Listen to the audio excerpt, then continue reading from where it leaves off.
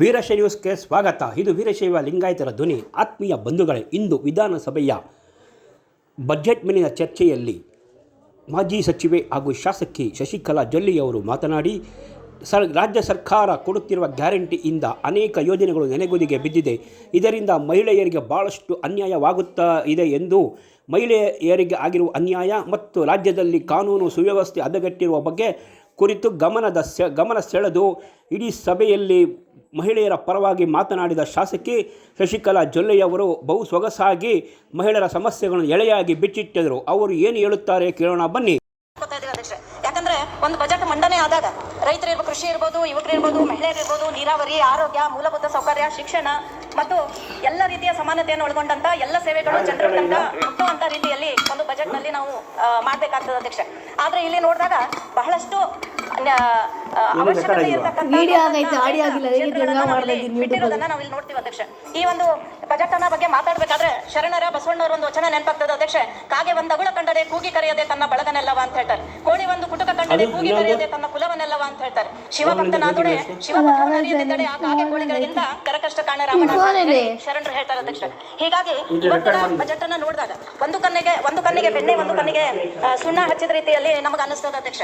ಯಾಕಂದ್ರೆ ಇವತ್ತು ಈ ಬಜೆಟ್ ಸಾಲ ಮಾಡಿ ಕರ್ನಾಟಕದ ಅಭಿವೃದ್ಧಿಗೋಸ್ಕರ ಸಾಲ ಮಾಡಿರ್ಬೋದು, ಅದೇ ತರ ಅಸೆಟ್ ನಿರ್ಮಾಣ ಇರ್ಬೋದು, SC/ST ಫಂಡ್ ಡೈವರ್ಟ್ ಆಗಿರೋದಿರ್ಬೋದು, ಎಲ್ಲಾನು ಕೂಡ ನಮ್ಮ ವಿರೋಧ ಪಕ್ಷದ ನಾಯಕರು ಸವಿಸ್ತಾರವಾಗಿ ಹೇಳಿದ್ದಾರೆ ಅಧ್ಯಕ್ಷ. ಹಾಗಾಗಿ ಬಿಟ್ಟು ಹೋದಂತ ಸಂಗತಿಗಳನ್ನ ನಾನು ತಮ್ಮ ಗಮನಕ್ಕೆ ತಂದು ಮುಖ್ಯಮಂತ್ರಿಯವರ ಗಮನವನ್ನ ಸೆಳೆಯುವಂತಹ ಪ್ರಯತ್ನವನ್ನ ಮಾಡ್ತಾ ಇದ್ದೀನಿ ಅಧ್ಯಕ್ಷ.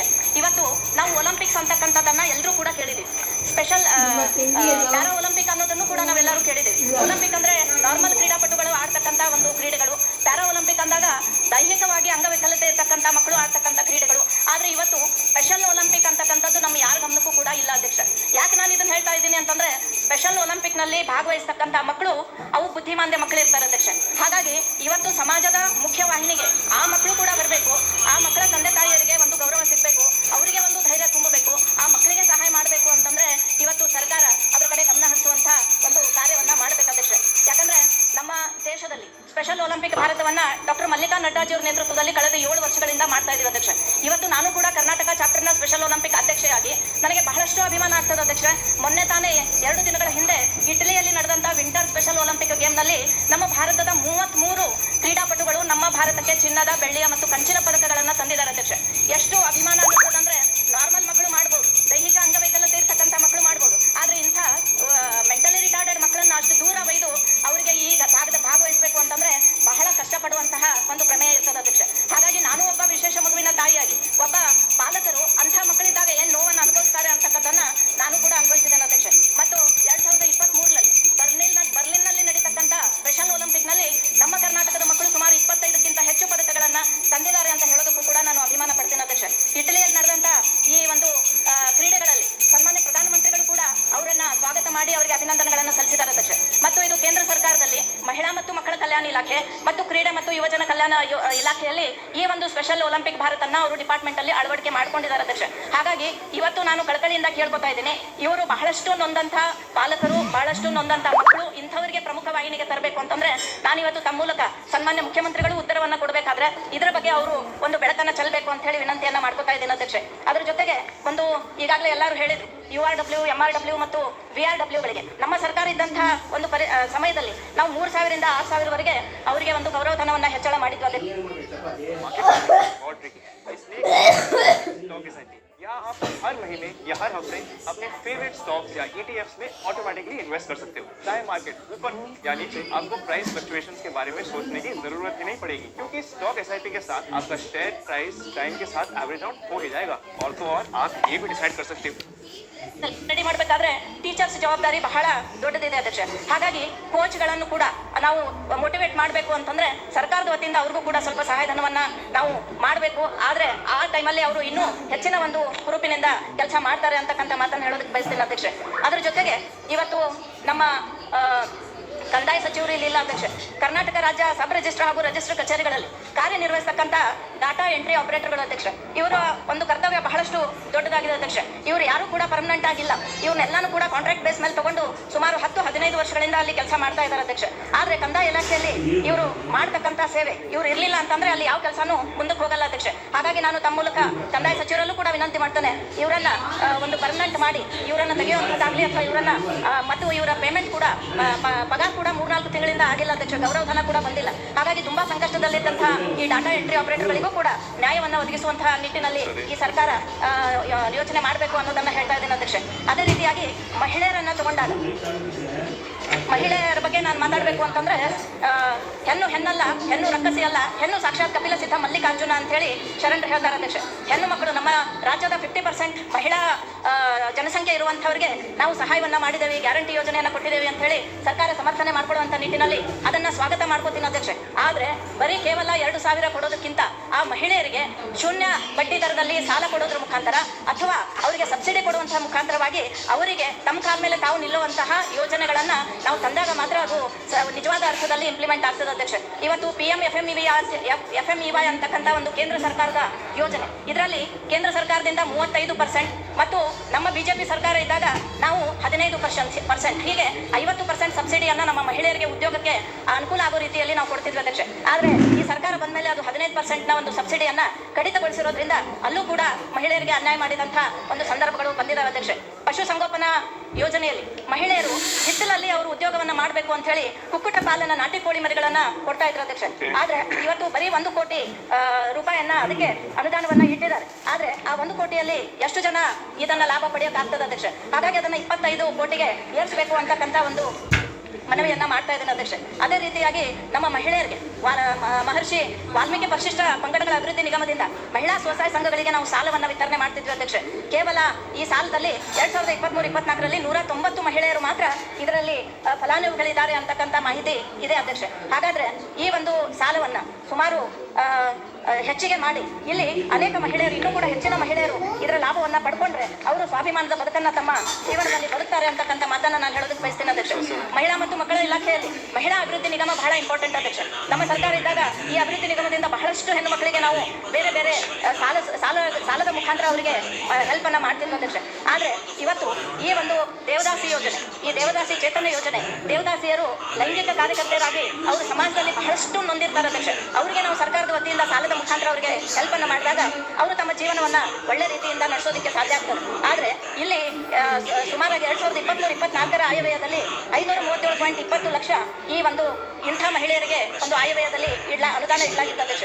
ಆದ್ರೆ ಇವತ್ತಿನ ದಿನವನ್ನ ನೋಡಿದಾಗ ಸುಮಾರು 5.55 ಕೋಟಿ ರೂಪಾಯಿ. ಆದ್ರೆ ಈ ವರ್ಷ 25-26ರಲ್ಲಿ ಸುಮಾರು 4.34 ಕೋಟಿ ಮಾತ್ರ ಇಲ್ಲಿ ಇಡಲಾಗಿದೆ ಅಧ್ಯಕ್ಷ. ಸುಮಾರು ಇದರಲ್ಲಿ 1.2 ಕೋಟಿ ರೂಪಾಯಿಗಳ ಕಡಿತ ಆಗಿದೆ ಅಧ್ಯಕ್ಷ. ಹಾಗಾದ್ರೆ ಅದಕ್ಕೆ ನಾನು ಹೇಳಿರೋದು ಒಂದು ಕಣ್ಣಿಗೆ ಸುಣ್ಣ ಒಂದು ಕಣ್ಣಿಗೆ ಬೆಣ್ಣೆ ಅಂತ 2,000 ರೂಪಾಯಿ ಗ್ಯಾರಂಟಿಯಲ್ಲಿ ಕೊಡ್ತೀವಿ ಅಂತ ಹೇಳಿ ಇಂಥ ಯೋಜನೆಗಳನ್ನ ನಾವು ಕಟ್ ಮಾಡಿದ್ರೆ ನಿಜವಾಗ್ಲೂ ಕೂಡ ನಮ್ಮ ಕರ್ನಾಟಕದ ಮಹಿಳೆಯರಿಗೆ ಅನ್ಯಾಯ ಆಗ್ತಾ ಇದೆ ಅಂತಕ್ಕಂಥದ್ದನ್ನ ನಾನು ಹೇಳೋದಕ್ಕೆ ಬಯಸ್ತೀನಿ ಅಧ್ಯಕ್ಷ. ಅದೇ ರೀತಿಯಲ್ಲಿ ಕರ್ನಾಟಕ ರಾಜ್ಯ ಮಹಿಳಾ ಅಭಿವೃದ್ಧಿ ನಿಗಮದಲ್ಲಿ ಸುಮಾರು KSFC ಇಂದ ನಾವು ಸಾಲಗಳನ್ನ ಮಹಿಳೆಯರಿಗೆ ಕೊಟ್ಟು ಸುಮಾರು 5 ವರ್ಷಗಳವರೆಗೆ ಅವರಿಗೆ ಒಂದು ಮರುಪಾವತಿ ಮಾಡುವಂತ ಅವಕಾಶವನ್ನು ಕೊಡ್ತಿದ್ವಿ ಅಧ್ಯಕ್ಷ. ಆದ್ರೆ ಇವತ್ತು ಕರ್ನಾಟಕ ರಾಜ್ಯ ಹಣಕಾಸು ಸಂಸ್ಥೆ ಮೂಲಕ ಮಹಿಳೆಯರಿಗೆ ಬಡ್ಡಿ ಸಹಾಯಧನಕ್ಕೆ ಅನುದಾನನೇ ಒದಗಿಸಿಲ್ಲ ಅಧ್ಯಕ್ಷ. ಹಾಗಾಗಿ ಈ ಅನುದಾನ ಕೂಡ ಮೊಟಕುಗೊಳಿಸಿ ಮತ್ತೆ ಗ್ಯಾರಂಟಿಯ ನಿಮಿತ್ತವನ್ನ ಇಂದಿನ ಸರ್ಕಾರ ಮತ್ತು ಇಂದಿನ ಬಜೆಟ್ ನಲ್ಲಿ ಹೇಳ್ತಾ ಇರೋದನ್ನ ನಾವು ನೋಡ್ತಾ ಇದ್ದೀವಿ ಅಧ್ಯಕ್ಷ. ಹಾಗಾಗಿ ಈ ಯಾವುದೂ ಕೂಡ ಅನುದಾನವನ್ನ ಕಟ್ ಮಾಡದೇನೆ ಗ್ಯಾರಂಟಿಗಳನ್ನು ಕೂಡ ಮುಂದುವರಿಸಬೇಕು ಅಂತ ಹೇಳಿ ಸರ್ಕಾರಕ್ಕೆ ನಾನು ಒತ್ತಾಯವನ್ನು ಮಾಡ್ತೇನೆ ಅಧ್ಯಕ್ಷ. ಆಯ್ತು ಅಧ್ಯಕ್ಷ, 2 ನಿಮಿಷ. ಅದೇ ರೀತಿ ನಮ್ಮ ಸೂಪರ್ವೈಸರ್ಗಳಿಗೆ, ನಮ್ಮಲ್ಲಿ ಏನು ಸೂಪರ್ವೈಸರ್ಗಳು ಅಂಗನವಾಡಿಯಲ್ಲಿ ಕಾರ್ಯವನ್ನು ಮಾಡ್ತಾ ಇದ್ದಾರೆ, ಅವರು ಎಲ್ಲ ಕಡೆಗೂ ಅವರು ಕ್ಲಸ್ಟರಲ್ಲಿ ಓಡಾಡಬೇಕಾಗ್ತದೆ ಅಧ್ಯಕ್ಷ. ಹಾಗಾಗಿ ನಮ್ಮ ಸರ್ಕಾರ ಇರ್ತಕ್ಕಂಥ ಸಂದರ್ಭದಲ್ಲಿ 50,000ಗಳ ಬಡ್ಡಿ ರಹಿತ ಸಾಲವನ್ನ ಅವರಿಗೆ 2 ವೀಲರ್ ತಗೊಳ್ಳೋದಕ್ಕೆ ನಾವು ಕೊಡ್ತಾ ಇದ್ವಿ ಅಧ್ಯಕ್ಷ. ಆದ್ರೆ ಇವತ್ತು 25-26ರಲ್ಲಿ ಈ ಸರ್ಕಾರ ಯಾವುದೇ ರೀತಿಯ ಅನುದಾನವನ್ನ ಅವರಿಗೆ ಇಟ್ಟೇ ಇಲ್ಲ ಅಧ್ಯಕ್ಷ. ಹಾಗಾಗಿ ಈ ಒಂದು ಸ್ಕೀಮನ್ನು ಕೂಡ ಬಿಟ್ಟು ಹೋಗಿದ್ದಾರೆ ಅಂತ ಹೇಳಿ ನಾನು ಹೇಳೋದಕ್ಕೆ ಬಯಸ್ತಾ ಇದ್ದೇನೆ ಅಧ್ಯಕ್ಷ.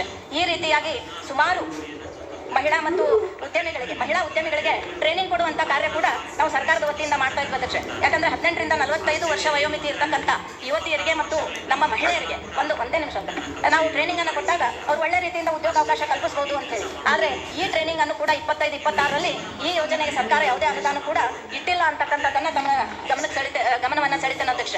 ಅದೇ ರೀತಿ ಬಹಳಷ್ಟು ವಿಷಯಗಳಿದಾವೆ ಅಧ್ಯಕ್ಷ. ಆದ್ರೆ ಸಮಯದ ಕೊರತೆ ಇರೋದ್ರಿಂದ ಲಾಸ್ಟ್ ಒಂದನ್ನು ಹೇಳಿ ನಾನು ಮುಗಿಸ್ತಾ ಇದ್ದೇನೆ ಅಧ್ಯಕ್ಷ. ಈ ಒಂದು ಕಾನೂನು ಸುವ್ಯವಸ್ಥೆಯನ್ನ ನೋಡಿದಾಗ ಸುಮಾರು ಕಡೆಗಳಲ್ಲಿ ಹೆಣ್ಮಕ್ಳ ಮೇಲೆ ಬಹಳಷ್ಟು ಅನ್ಯಾಯಗಳಾಗಿದ್ದಾವೆ ಅಧ್ಯಕ್ಷ. 21 ವರ್ಷದ ಯುವತಿ ಮೇಲೆ ಸಾಮೂಹಿಕ ಒಂದು ಅತ್ಯಾಚಾರ ಕಾರ್ಕಳ ತಾಲೂಕಿನ ರಂಗನಪಲ್ಕೆಯಲ್ಲಿ ಆಗಿದೆ ಅಧ್ಯಕ್ಷ. ಹಿಂದೂ ಅಮಾಯಕ ಹೆಣ್ಣು ಮಗಳ ಸಾಮೂಹಿಕ ಅತ್ಯಾಚಾರ, ಇದು ಕೂಡ ಡ್ರಗ್ ಮಾಫಿಯಾ ಪ್ರಧಾನ ರೂವಾರಿ ಅಲ್ತಾಫ್ ಎಂಬಾದ್ನಿಂದ ಆಗಿರುವಂತಹ ಒಂದು ವಿಷಯವನ್ನ ನೋಡ್ತೀವಿ ಅಧ್ಯಕ್ಷ. ಹೀಗೆ 2013ರಿಂದ 23ರವರೆಗೆ ಬೆಂಗಳೂರಿನಲ್ಲಿ ಒಟ್ಟು 1322 ಅತ್ಯಾಚಾರ ಪ್ರಕರಣಗಳು ದಾಖಲಾಗಿರೋದನ್ನ ನಾವು ನೋಡ್ತಾ ಇದ್ದೀವಿ ಅಧ್ಯಕ್ಷ. ಹಾಗಾದ್ರೆ ಎಷ್ಟು ಜನರಿಗೆ ಇದರ ಒಂದು ಶಿಕ್ಷೆ ಆಗಿದೆ ಅಂತ ತೆಗೆದು ನೋಡಿದಾಗ ಕೇವಲ 10 ಪ್ರಕರಣಗಳಲ್ಲಿ ಮಾತ್ರ ಶೇಕಡ 0.76ರಷ್ಟು ಮಾತ್ರ ಒಂದು ಶಿಕ್ಷೆ ಆಗಿರೋದನ್ನ ನಾವು ಇವತ್ತು ನೋಡ್ತಾ ಇದ್ದೀವಿ ಅಧ್ಯಕ್ಷ. ಹಾಗಾಗಿ ನಾನು ಕಳಕಳಿಯಿಂದ ಕೇಳ್ಕೊಳ್ಳುವಂಥದ್ದು ಸನ್ಮಾನ್ಯ ಮುಖ್ಯಮಂತ್ರಿಗಳು ಮತ್ತು ಗೃಹ ಸಚಿವರು, ಆಯ್ತು ಅಧ್ಯಕ್ಷ ಒಂದೇ ನಿಮಿಷ, ಗೃಹ ಸಚಿವರು ಇದರ ಕಡೆ ಗಮನ ಕೊಡಬೇಕು. ವಿಶೇಷವಾಗಿ ಹೆಣ್ಣು ಮಕ್ಕಳ ಮೇಲೆ ಮತ್ತು ಇನ್ನೊಂದು ಹೇಳ್ಬೇಕಂದ್ರೆ 2ನೇ ತರಗತಿಯ ವಿದ್ಯಾರ್ಥಿ, ಒಂದು ಮೂಕ ಮತ್ತು ಕಿವುಡು ಇರತಕ್ಕಂಥ ವಿದ್ಯಾರ್ಥಿ ಮೇಲೆ ಒಂದು ಅತ್ಯಾಚಾರ ಎಸಗಿರೋದು ಕೂಡ ನಾವು ಇಲ್ಲಿ ನೋಡ್ತಾ ಇದ್ದೀವಿ ಅಧ್ಯಕ್ಷ. ಹಾಗಾಗಿ ಕಠಿಣ ಕ್ರಮವನ್ನ ತಗೋಬೇಕು ಮತ್ತು ಅಂಥವರಿಗೆ ಕಠಿಣವಾದಂತಹ ಶಿಕ್ಷೆ ಕೊಡದೇ ಇದ್ರೆ ಮುಂದೆ ನಾವು ಹೆಣ್ಮಕ್ಳು ಯಾವ ರೀತಿ ಬದುಕಬೇಕು ಅನ್ನುವಂತ ಪ್ರಶ್ನೆ ಎಲ್ರಿಗೂ ಕೂಡ ಬರ್ತದೆ ಅಧ್ಯಕ್ಷ. ವರದಕ್ಷಿಣೆ ಕಿರುಕುಳ 75 ಆಗಿದೆ ಅಧ್ಯಕ್ಷ. ಒಂದೇ ನಿಮಿಷ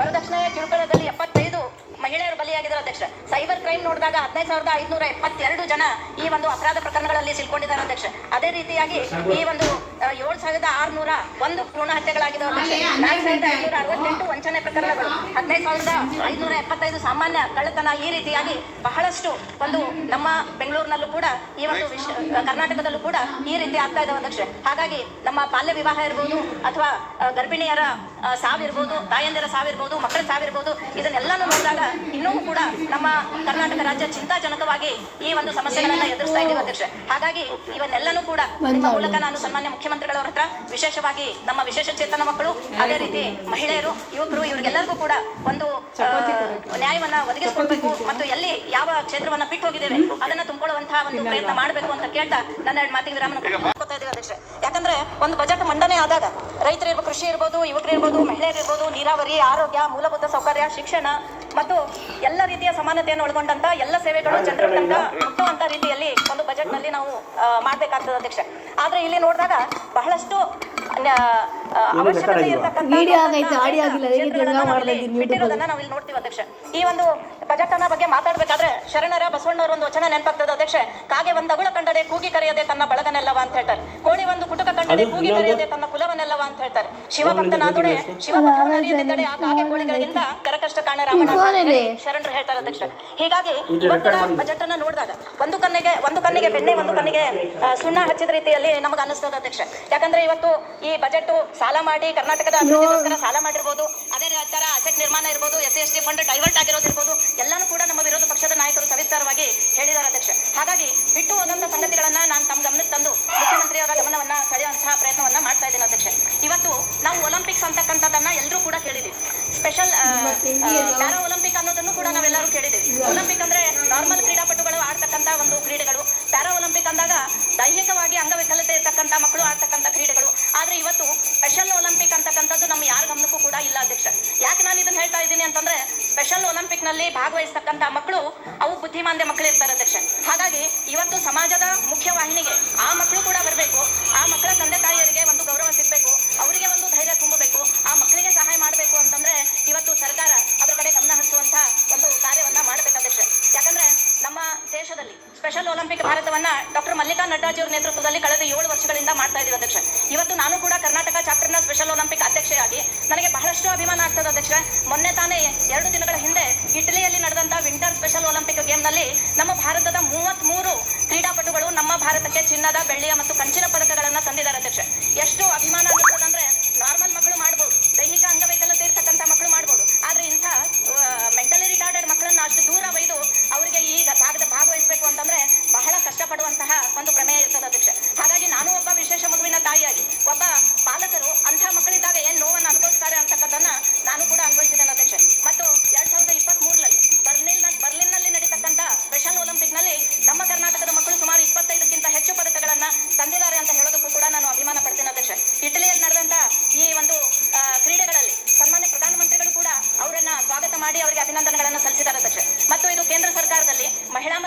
ಕಲ್ಯಾಣ ಇಲಾಖೆ ಮತ್ತು ಕ್ರೀಡೆ ಮತ್ತು ಯುವಜನ ಕಲ್ಯಾಣ ಇಲಾಖೆಯಲ್ಲಿ ಈ ಒಂದು ಸ್ಪೆಷಲ್ ಒಲಿಂಪಿಕ್ ಭಾರತನ್ನ ಅವರು ಡಿಪಾರ್ಟ್ಮೆಂಟ್ ಅಲ್ಲಿ ಅಳವಡಿಕೆ ಮಾಡ್ಕೊಂಡಿದ್ದಾರೆ ಅಧ್ಯಕ್ಷ. ಹಾಗಾಗಿ ಇವತ್ತು ನಾನು ಕಳಕಳಿಯಿಂದ ಕೇಳ್ಕೊತಾ ಇದ್ದೀನಿ, ಇವರು ಬಹಳಷ್ಟು ನೊಂದಂತ ಪಾಲಕರು, ಬಹಳಷ್ಟು ನೊಂದಂತ ಮಕ್ಕಳು, ಇಂಥವರಿಗೆ ಪ್ರಮುಖ ವಾಹಿನಿಗೆ ತರಬೇಕು ಅಂತಂದ್ರೆ ನಾನು ಇವತ್ತು ತಮ್ಮ ಮೂಲಕ ಸನ್ಮಾನ್ಯ ಮುಖ್ಯಮಂತ್ರಿಗಳು ಉತ್ತರವನ್ನ ಕೊಡಬೇಕಾದ್ರೆ ಇದರ ಬಗ್ಗೆ ಅವರು ಒಂದು ಬೆಳಕನ್ನ ಚೆಲ್ಲಬೇಕು ಅಂತ ಹೇಳಿ ವಿನಂತಿಯನ್ನ ಮಾಡ್ಕೊತಾ ಇದ್ದೀನಿ ಅಧ್ಯಕ್ಷ. ಅದ್ರ ಜೊತೆಗೆ ಒಂದು ಈಗಾಗಲೇ ಎಲ್ಲರೂ ಹೇಳಿದ್ರು URW, MRW ಮತ್ತು VRWಗಳಿಗೆ ನಮ್ಮ ಸರ್ಕಾರ ಇದ್ದಂತಹ ಒಂದು ಸಮಯದಲ್ಲಿ ನಾವು 3,000 ರಿಂದ 6,000 ವರೆಗೆ ಅವರಿಗೆ ಒಂದು ಗೌರವಧನವನ್ನ ಹೆಚ್ಚಳ ಮಾಡಿದ್ವಿ ಅಧ್ಯಕ್ಷ. या आप हर महीने या हर हफ्ते अपने फेवरेट स्टॉक्स या ETFs में ऑटोमेटिकली इन्वेस्ट कर सकते हो। चाहे मार्केट ऊपर हो या नीचे, आपको प्राइस फ्लक्चुएशंस के बारे में सोचने की जरूरत ही नहीं पड़ेगी, क्योंकि स्टॉक SIP के साथ आपका शेयर प्राइस टाइम के साथ एवरेज आउट हो ही जाएगा। और तो और आप ये भी डिसाइड कर सकते हो ರೆಡಿ ಮಾಡಬೇಕಾದ್ರೆ ಟೀಚರ್ಸ್ ಜವಾಬ್ದಾರಿ ಬಹಳ ದೊಡ್ಡದಿದೆ ಅಧ್ಯಕ್ಷ. ಹಾಗಾಗಿ ಕೋಚ್ಗಳನ್ನು ಕೂಡ ನಾವು ಮೋಟಿವೇಟ್ ಮಾಡಬೇಕು ಅಂತಂದ್ರೆ ಸರ್ಕಾರದ ವತಿಯಿಂದ ಅವ್ರಿಗೂ ಕೂಡ ಸ್ವಲ್ಪ ಸಹಾಯಧನವನ್ನ ನಾವು ಮಾಡಬೇಕು. ಆದ್ರೆ ಆ ಟೈಮಲ್ಲಿ ಅವರು ಇನ್ನೂ ಹೆಚ್ಚಿನ ಒಂದು ಹುರುಪಿನಿಂದ ಕೆಲಸ ಮಾಡ್ತಾರೆ ಅಂತಕ್ಕಂಥ ಮಾತನ್ನು ಹೇಳೋದಕ್ಕೆ ಬಯಸ್ತೀನಿ ಅಧ್ಯಕ್ಷ. ಅದ್ರ ಜೊತೆಗೆ ಇವತ್ತು ನಮ್ಮ ಕಂದಾಯ ಸಚಿವರು ಇಲ್ಲಿ ಇಲ್ಲ ಅಧ್ಯಕ್ಷ. ಕರ್ನಾಟಕ ರಾಜ್ಯ ಸಬ್ ರಿಜಿಸ್ಟ್ರಾರ್ ಹಾಗೂ ರಿಜಿಸ್ಟರ್ ಕಚೇರಿಗಳಲ್ಲಿ ಕಾರ್ಯನಿರ್ವಹಿಸತಕ್ಕಂಥ ಡಾಟಾ ಎಂಟ್ರಿ ಆಪರೇಟರ್ಗಳು ಅಧ್ಯಕ್ಷ. ಇವರ ಒಂದು ಕರ್ತವ್ಯ ಬಹಳಷ್ಟು ದೊಡ್ಡದಾಗಿದೆ ಅಧ್ಯಕ್ಷ. ಇವರು ಯಾರು ಕೂಡ ಪರ್ಮನೆಂಟ್ ಆಗಿಲ್ಲ, ಇವ್ರನ್ನೆಲ್ಲಾನು ಕೂಡ ಕಾಂಟ್ರಾಕ್ಟ್ ಬೇಸ್ ಮೇಲೆ ತಗೊಂಡು ಸುಮಾರು 10-15 ವರ್ಷಗಳಿಂದ ಅಲ್ಲಿ ಕೆಲಸ ಮಾಡ್ತಾ ಇದ್ದಾರೆ ಅಧ್ಯಕ್ಷ. ಆದ್ರೆ ಕಂದಾಯ ಇಲಾಖೆಯಲ್ಲಿ ಇವರು ಮಾಡ್ತಕ್ಕಂಥ ಸೇವೆ ಇವ್ರು ಇರ್ಲಿಲ್ಲ ಅಂತಂದ್ರೆ ಅಲ್ಲಿ ಯಾವ ಕೆಲಸನೂ ಮುಂದಕ್ಕೆ ಹೋಗಲ್ಲ ಅಧ್ಯಕ್ಷ. ಹಾಗಾಗಿ ನಾನು ತಮ್ಮ ಮೂಲಕ ಕಂದಾಯ ಸಚಿವರಲ್ಲೂ ಕೂಡ ವಿನಂತಿ ಮಾಡ್ತೇನೆ, ಇವರನ್ನ ಒಂದು ಪರ್ಮನೆಂಟ್ ಮಾಡಿ ಇವರನ್ನ ತೆಗೆಯುವಂಥದ್ದಾಗ್ಲಿ ಅಥವಾ ಇವರನ್ನ ಮತ್ತು ಇವರ ಪೇಮೆಂಟ್ ಕೂಡ ಪಗಾರ ಕೂಡ 3-4 ತಿಂಗಳಿಂದ ಆಗಿಲ್ಲ ಅಧ್ಯಕ್ಷ, ಗೌರವಧನ ಕೂಡ ಬಂದಿಲ್ಲ. ಹಾಗಾಗಿ ತುಂಬಾ ಸಂಕಷ್ಟದಲ್ಲಿದ್ದಂತಹ ಈ ಡಾಟಾ ಎಂಟ್ರಿ ಆಪರೇಟರ್ಗಳಿಗೂ ಕೂಡ ನ್ಯಾಯವನ್ನು ಒದಗಿಸುವಂತಹ ನಿಟ್ಟಿನಲ್ಲಿ ಈ ಸರ್ಕಾರ ಯೋಚನೆ ಮಾಡಬೇಕು ಅನ್ನೋದನ್ನ ಹೇಳ್ತಾ ಇದ್ದೀನಿ ಅಧ್ಯಕ್ಷ. ಅದೇ ರೀತಿಯಾಗಿ ಮಹಿಳೆಯರನ್ನ ತಗೊಂಡಾಗ ಮಹಿಳೆಯರ ಬಗ್ಗೆ ನಾನು ಮಾತಾಡಬೇಕು ಅಂತಂದ್ರೆ ಹೆಣ್ಣು ಹೆಣ್ಣಲ್ಲ, ಹೆಣ್ಣು ರಕ್ಕಸಿ ಅಲ್ಲ, ಹೆಣ್ಣು ಸಾಕ್ಷಾತ್ ಕಪಿಲ ಸಿದ್ಧ ಮಲ್ಲಿಕಾರ್ಜುನ ಅಂತ ಹೇಳಿ ಶರಣರು ಹೇಳ್ತಾರೆ ಅಧ್ಯಕ್ಷ. ಹೆಣ್ಣು ಮಕ್ಕಳು ನಮ್ಮ ರಾಜ್ಯದ 50% ಮಹಿಳಾ ಜನಸಂಖ್ಯೆ ಇರುವಂತವರಿಗೆ ನಾವು ಸಹಾಯವನ್ನ ಮಾಡಿದ್ದೇವೆ, ಗ್ಯಾರಂಟಿ ಯೋಜನೆಯನ್ನ ಕೊಟ್ಟಿದ್ದೇವೆ ಅಂತ ಹೇಳಿ ಸರ್ಕಾರ ಸಮರ್ಥನೆ ಮಾಡ್ಕೊಳ್ಳುವಂತ ನಿಟ್ಟಿನಲ್ಲಿ ಅದನ್ನ ಸ್ವಾಗತ ಮಾಡ್ಕೋತೀನಿ ಅಧ್ಯಕ್ಷ. ಆದ್ರೆ ಬರೀ ಕೇವಲ 2,000 ಕೊಡೋದಕ್ಕಿಂತ ಆ ಮಹಿಳೆಯರಿಗೆ ಶೂನ್ಯ ಬಡ್ಡಿ ದರದಲ್ಲಿ ಸಾಲ ಕೊಡೋದ್ರ ಮುಖಾಂತರ ಅಥವಾ ಅವರಿಗೆ ಸಬ್ಸಿಡಿ ಕೊಡುವಂತಹ ಮುಖಾಂತರವಾಗಿ ಅವರಿಗೆ ತಮ್ಮ ಕಾಲ ಮೇಲೆ ತಾವು ನಿಲ್ಲುವಂತಹ ಯೋಜನೆಗಳನ್ನ ನಾವು ತಂದಾಗ ಮಾತ್ರ ಅದು ನಿಜವಾದ ಅರ್ಥದಲ್ಲಿ ಇಂಪ್ಲಿಮೆಂಟ್ ಆಗ್ತದೆ ಅಧ್ಯಕ್ಷ. ಇವತ್ತು PM FMEY ಅಂತಕ್ಕಂಥ ಒಂದು ಕೇಂದ್ರ ಸರ್ಕಾರದ ಯೋಜನೆ, ಇದರಲ್ಲಿ ಕೇಂದ್ರ ಸರ್ಕಾರದಿಂದ 35% ಮತ್ತು ನಮ್ಮ ಬಿಜೆಪಿ ಸರ್ಕಾರ ಇದ್ದಾಗ ನಾವು 15%, ಹೀಗೆ 50% ಸಬ್ಸಿಡಿಯನ್ನ ನಮ್ಮ ಮಹಿಳೆಯರಿಗೆ ಉದ್ಯೋಗಕ್ಕೆ ಅನುಕೂಲ ಆಗೋ ರೀತಿಯಲ್ಲಿ ನಾವು ಕೊಡ್ತಿದ್ವಿ ಅಧ್ಯಕ್ಷ. ಆದ್ರೆ ಈ ಸರ್ಕಾರ ಬಂದ್ಮೇಲೆ ಅದು 15% ಒಂದು ಸಬ್ಸಿಡಿಯನ್ನ ಕಡಿತಗೊಳಿಸಿರೋದ್ರಿಂದ ಅಲ್ಲೂ ಕೂಡ ಮಹಿಳೆಯರಿಗೆ ಅನ್ಯಾಯ ಮಾಡಿದಂತಹ ಒಂದು ಸಂದರ್ಭಗಳು ಬಂದಿದ್ದಾವೆ ಅಧ್ಯಕ್ಷ. ಪಶುಸಂಗೋಪನಾ ಯೋಜನೆಯಲ್ಲಿ ಮಹಿಳೆಯರು ಹಿತ್ತಲಲ್ಲಿ ಅವರು ಉದ್ಯೋಗವನ್ನ ಮಾಡಬೇಕು ಅಂತ ಹೇಳಿ ಕುಕ್ಕುಟ ಪಾಲನ ನಾಟಿ ಕೋಳಿ ಮರಿಗಳನ್ನ ಕೊಡ್ತಾ ಇದ್ರು ಅಧ್ಯಕ್ಷ.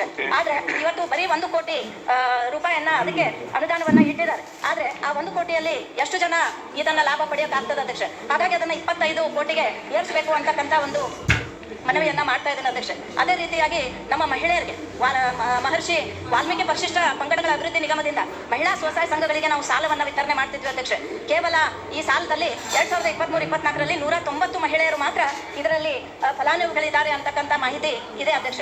ಹಾಗಾದ್ರೆ ಈ ಒಂದು ಸಾಲವನ್ನ ಸುಮಾರು ಹೆಚ್ಚಿಗೆ ಮಾಡಿ ಇಲ್ಲಿ ಅನೇಕ ಮಹಿಳೆಯರು, ಇನ್ನೂ ಕೂಡ ಹೆಚ್ಚಿನ ಮಹಿಳೆಯರು ಇದರ ಲಾಭವನ್ನ ಪಡ್ಕೊಂಡ್ರೆ ಅವರು ಸ್ವಾಭಿಮಾನದ ಬದುಕನ್ನ ತಮ್ಮ ಜೀವನದಲ್ಲಿ ಬದುಕ್ತಾರೆ ಅಂತಕ್ಕಂಥ ಮಾತನ್ನ ನಾನು ಹೇಳೋದಕ್ಕೆ ಬಯಸ್ತೇನೆ ಅಧ್ಯಕ್ಷ. ಮಹಿಳಾ ಮತ್ತು ಮಕ್ಕಳ ಇಲಾಖೆಯಲ್ಲಿ ಮಹಿಳಾ ಅಭಿವೃದ್ಧಿ ನಿಗಮ ಬಹಳ ಇಂಪಾರ್ಟೆಂಟ್ ಅಧ್ಯಕ್ಷ.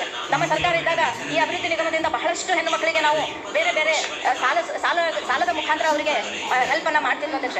ಆದ್ರೆ ಇವತ್ತು ಈ ಒಂದು ದೇವದಾಸಿ ಯೋಜನೆ, ಈ ದೇವದಾಸಿ ಚೇತನ ಯೋಜನೆ, ದೇವದಾಸಿಯರು ಲೈಂಗಿಕ ಕಾರ್ಯಕರ್ತೆಯರಾಗಿ ಅವರು ಸಮಾಜದಲ್ಲಿ ಬಹಳಷ್ಟು ನೊಂದಿರ್ತಾರೆ ಅಧ್ಯಕ್ಷ. ಅವರಿಗೆ ನಾವು ಸರ್ಕಾರದ ವತಿಯಿಂದ ಸಾಲದ ಮುಖಾಂತರ ಅವರಿಗೆ ಹೆಲ್ಪ್ ಅನ್ನ ಮಾಡಿದಾಗ ಅವರು ತಮ್ಮ ಜೀವನವನ್ನ ಒಳ್ಳೆ ರೀತಿಯಿಂದ ನಡೆಸೋದಕ್ಕೆ ಸಾಧ್ಯ ಆಗ್ತದೆ. ಆದ್ರೆ ಇಲ್ಲಿ ಸುಮಾರಾಗಿ 2023-24ರ ಆಯವ್ಯಯದಲ್ಲಿ 537.20 ಲಕ್ಷ ಈ ಒಂದು ಇಂಥ ಮಹಿಳೆಯರಿಗೆ ಒಂದು ಆಯವ್ಯಯದಲ್ಲಿ ಅನುದಾನ ಇಡಲಾಗಿತ್ತು ಅಧ್ಯಕ್ಷ. ಆದ್ರೆ ಇವತ್ತಿನ ದಿನವನ್ನ ನೋಡಿದಾಗ ಸುಮಾರು 5.55 ಕೋಟಿ ರೂಪಾಯಿ. ಆದ್ರೆ ಈ ವರ್ಷ 25-26ರಲ್ಲಿ ಸುಮಾರು 4.34 ಕೋಟಿ ಮಾತ್ರ ಇಲ್ಲಿ ಇಡಲಾಗಿದೆ ಅಧ್ಯಕ್ಷ. ಸುಮಾರು ಇದರಲ್ಲಿ 1.2 ಕೋಟಿ ರೂಪಾಯಿಗಳ ಕಡಿತ ಆಗಿದೆ ಅಧ್ಯಕ್ಷ. ಹಾಗಾದ್ರೆ ಅದಕ್ಕೆ ನಾನು ಹೇಳಿರೋದು ಒಂದು ಕಣ್ಣಿಗೆ ಸುಣ್ಣ ಒಂದು ಕಣ್ಣಿಗೆ ಬೆಣ್ಣೆ ಅಂತ 2,000 ರೂಪಾಯಿ ಗ್ಯಾರಂಟಿಯಲ್ಲಿ ಕೊಡ್ತೀವಿ ಅಂತ ಹೇಳಿ ಇಂಥ ಯೋಜನೆಗಳನ್ನ ನಾವು ಕಟ್ ಮಾಡಿದ್ರೆ ನಿಜವಾಗ್ಲೂ ಕೂಡ ನಮ್ಮ ಕರ್ನಾಟಕದ ಮಹಿಳೆಯರಿಗೆ ಅನ್ಯಾಯ ಆಗ್ತಾ ಇದೆ ಅಂತಕ್ಕಂಥದ್ದನ್ನ ನಾನು ಹೇಳೋದಕ್ಕೆ ಬಯಸ್ತೀನಿ ಅಧ್ಯಕ್ಷ. ಅದೇ ರೀತಿಯಲ್ಲಿ ಕರ್ನಾಟಕ ರಾಜ್ಯ ಮಹಿಳಾ ಅಭಿವೃದ್ಧಿ ನಿಗಮದಲ್ಲಿ ಸುಮಾರು KSFC ಇಂದ ನಾವು ಸಾಲಗಳನ್ನ ಮಹಿಳೆಯರಿಗೆ ಕೊಟ್ಟು ಸುಮಾರು 5 ವರ್ಷಗಳವರೆಗೆ ಅವರಿಗೆ ಒಂದು ಮರುಪಾವತಿ ಮಾಡುವಂತ ಅವಕಾಶವನ್ನು ಕೊಡ್ತಿದ್ವಿ ಅಧ್ಯಕ್ಷ. ಆದ್ರೆ ಇವತ್ತು ಕರ್ನಾಟಕ ರಾಜ್ಯ ಹಣಕಾಸು ಸಂಸ್ಥೆ ಮೂಲಕ ಮಹಿಳೆಯರಿಗೆ ಬಡ್ಡಿ ಸಹಾಯಧನಕ್ಕೆ ಅನುದಾನನೇ ಒದಗಿಸಿಲ್ಲ ಅಧ್ಯಕ್ಷ. ಹಾಗಾಗಿ ಈ ಅನುದಾನ ಕೂಡ ಮೊಟಕುಗೊಳಿಸಿ ಮತ್ತೆ ಗ್ಯಾರಂಟಿಯ ನಿಮಿತ್ತವನ್ನ ಇಂದಿನ ಸರ್ಕಾರ ಮತ್ತು ಇಂದಿನ ಬಜೆಟ್ ನಲ್ಲಿ ಹೇಳ್ತಾ ಇರೋದನ್ನ ನಾವು ನೋಡ್ತಾ ಇದ್ದೀವಿ ಅಧ್ಯಕ್ಷ. ಹಾಗಾಗಿ ಈ ಯಾವುದೂ ಕೂಡ ಅನುದಾನವನ್ನ ಕಟ್ ಮಾಡದೇನೆ ಗ್ಯಾರಂಟಿಗಳನ್ನು ಕೂಡ ಮುಂದುವರಿಸಬೇಕು ಅಂತ ಹೇಳಿ ಸರ್ಕಾರಕ್ಕೆ ನಾನು ಒತ್ತಾಯವನ್ನು ಮಾಡ್ತೇನೆ ಅಧ್ಯಕ್ಷ. ಆಯ್ತು ಅಧ್ಯಕ್ಷ, 2 ನಿಮಿಷ. ಅದೇ ರೀತಿ ನಮ್ಮ ಸೂಪರ್ವೈಸರ್ಗಳಿಗೆ, ನಮ್ಮಲ್ಲಿ ಏನು ಸೂಪರ್ವೈಸರ್ಗಳು ಅಂಗನವಾಡಿಯಲ್ಲಿ ಕಾರ್ಯವನ್ನು ಮಾಡ್ತಾ ಇದ್ದಾರೆ, ಅವರು ಎಲ್ಲ ಕಡೆಗೂ ಅವ್ರ ಕ್ಲಸ್ಟರಲ್ಲಿ ಓಡಾಡಬೇಕಾಗ್ತದೆ ಅಧ್ಯಕ್ಷ. ಹಾಗಾಗಿ ನಮ್ಮ ಸರ್ಕಾರ ಇರ್ತಕ್ಕಂಥ ಸಂದರ್ಭದಲ್ಲಿ 50,000ಗಳ ಬಡ್ಡಿ ರಹಿತ ಸಾಲವನ್ನ ಅವರಿಗೆ 2 ವೀಲರ್ ತಗೊಳ್ಳೋದಕ್ಕೆ ನಾವು ಕೊಡ್ತಾ ಇದ್ವಿ ಅಧ್ಯಕ್ಷ. ಆದ್ರೆ ಇವತ್ತು 25-26ರಲ್ಲಿ ಈ ಸರ್ಕಾರ ಯಾವುದೇ ರೀತಿಯ ಅನುದಾನವನ್ನ ಅವರಿಗೆ ಇಟ್ಟೇ ಇಲ್ಲ ಅಧ್ಯಕ್ಷ. ಹಾಗಾಗಿ ಈ ಒಂದು ಸ್ಕೀಮನ್ನು ಕೂಡ ಬಿಟ್ಟು ಹೋಗಿದ್ದಾರೆ ಅಂತ ಹೇಳಿ ನಾನು ಹೇಳೋದಕ್ಕೆ ಬಯಸ್ತಾ ಇದ್ದೇನೆ ಅಧ್ಯಕ್ಷ. ಈ ರೀತಿಯಾಗಿ ಸುಮಾರು ಮಹಿಳಾ ಉದ್ಯಮಿಗಳಿಗೆ ಟ್ರೈನಿಂಗ್ ಕೊಡುವಂತ ಕಾರ್ಯ ಕೂಡ ನಾವು ಸರ್ಕಾರದ ವತಿಯಿಂದ ಮಾಡ್ತಾ ಇದ್ವಿ ಅಧ್ಯಕ್ಷ. ಯಾಕಂದ್ರೆ 18ರಿಂದ 45 ವರ್ಷ ವಯೋಮಿತಿ ಇರ್ತಕ್ಕಂಥ ಯುವತಿಯರಿಗೆ ಮತ್ತು ನಮ್ಮ ಮಹಿಳೆಯರಿಗೆ ಒಂದೇ ನಿಮಿಷ ನಾವು ಟ್ರೈನಿಂಗ್ ಅನ್ನು ಕೊಟ್ಟಾಗ ಅವ್ರು ಒಳ್ಳೆ ರೀತಿಯಿಂದ ಉದ್ಯೋಗಾವಕಾಶ ಕಲ್ಪಿಸಬಹುದು ಅಂತ ಹೇಳಿ. ಆದ್ರೆ ಈ ಟ್ರೈನಿಂಗ್ ಅನ್ನು ಕೂಡ 25-26ರಲ್ಲಿ ಈ ಯೋಜನೆಗೆ ಸರ್ಕಾರ ಯಾವುದೇ ಅನುದಾನ ಕೂಡ ಇಟ್ಟಿಲ್ಲ ಅಂತಕ್ಕಂಥದ್ದನ್ನ ಗಮನವನ್ನ ಸೆಳಿತೇನೆ ಅಧ್ಯಕ್ಷ. ಅದೇ ರೀತಿ ಬಹಳಷ್ಟು ವಿಷಯಗಳಿದಾವೆ ಅಧ್ಯಕ್ಷ. ಆದ್ರೆ ಸಮಯದ ಕೊರತೆ ಇರೋದ್ರಿಂದ ಲಾಸ್ಟ್ ಒಂದನ್ನು ಹೇಳಿ ನಾನು ಮುಗಿಸ್ತಾ ಇದ್ದೇನೆ ಅಧ್ಯಕ್ಷ. ಈ ಒಂದು ಕಾನೂನು ಸುವ್ಯವಸ್ಥೆಯನ್ನ ನೋಡಿದಾಗ ಸುಮಾರು ಕಡೆಗಳಲ್ಲಿ ಹೆಣ್ಮಕ್ಳ ಮೇಲೆ ಬಹಳಷ್ಟು ಅನ್ಯಾಯಗಳಾಗಿದ್ದಾವೆ ಅಧ್ಯಕ್ಷ. 21 ವರ್ಷದ ಯುವತಿ ಮೇಲೆ ಸಾಮೂಹಿಕ ಒಂದು ಅತ್ಯಾಚಾರ ಕಾರ್ಕಳ ತಾಲೂಕಿನ ರಂಗನಪಲ್ಕೆಯಲ್ಲಿ ಆಗಿದೆ ಅಧ್ಯಕ್ಷ. ಹಿಂದೂ ಅಮಾಯಕ ಹೆಣ್ಣು ಮಗಳ ಸಾಮೂಹಿಕ ಅತ್ಯಾಚಾರ, ಇದು ಕೂಡ ಡ್ರಗ್ ಮಾಫಿಯಾ ಪ್ರಧಾನ ರೂವಾರಿ ಅಲ್ತಾಫ್ ಎಂಬಾದ್ನಿಂದ ಆಗಿರುವಂತಹ ಒಂದು ವಿಷಯವನ್ನ ನೋಡ್ತೀವಿ ಅಧ್ಯಕ್ಷ. ಹೀಗೆ 2013ರಿಂದ 23ರವರೆಗೆ ಬೆಂಗಳೂರಿನಲ್ಲಿ ಒಟ್ಟು 1322 ಅತ್ಯಾಚಾರ ಪ್ರಕರಣಗಳು ದಾಖಲಾಗಿರೋದನ್ನ ನಾವು ನೋಡ್ತಾ ಇದ್ದೀವಿ ಅಧ್ಯಕ್ಷ. ಹಾಗಾದ್ರೆ ಎಷ್ಟು ಜನರಿಗೆ ಇದರ ಒಂದು ಶಿಕ್ಷೆ ಆಗಿದೆ ಅಂತ ತೆಗೆದು ನೋಡಿದಾಗ ಕೇವಲ 10 ಪ್ರಕರಣಗಳಲ್ಲಿ ಮಾತ್ರ ಶೇಕಡ 0.76ರಷ್ಟು ಮಾತ್ರ ಒಂದು ಶಿಕ್ಷೆ ಆಗಿರೋದನ್ನ ನಾವು ಇವತ್ತು ನೋಡ್ತಾ ಇದ್ದೀವಿ ಅಧ್ಯಕ್ಷ. ಹಾಗಾಗಿ ನಾನು ಕಳಕಳಿಯಿಂದ ಕೇಳ್ಕೊಳ್ಳುವಂಥದ್ದು ಸನ್ಮಾನ್ಯ ಮುಖ್ಯಮಂತ್ರಿಗಳು ಮತ್ತು ಗೃಹ ಸಚಿವರು, ಆಯ್ತು ಅಧ್ಯಕ್ಷ ಒಂದೇ ನಿಮಿಷ, ಗೃಹ ಸಚಿವರು ಇದರ ಕಡೆ ಗಮನ ಕೊಡಬೇಕು.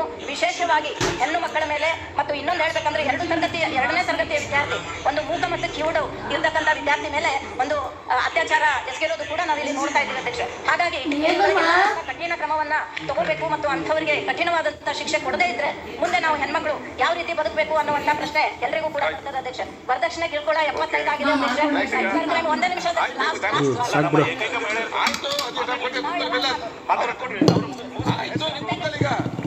ವರದಕ್ಷಿಣೆ ಕಿರುಕುಳದಲ್ಲಿ 75 ಮಹಿಳೆಯರು ಬಲಿಯಾಗಿದ್ದಾರೆ ಅಧ್ಯಕ್ಷ. ಸೈಬರ್ ಕ್ರೈಮ್ ನೋಡಿದಾಗ 15,572 ಜನ ಈ ಒಂದು ಅಪರಾಧ ಪ್ರಕರಣಗಳಲ್ಲಿ ಸಿಲ್ಕೊಂಡಿದ್ದಾರೆ ಅಧ್ಯಕ್ಷ.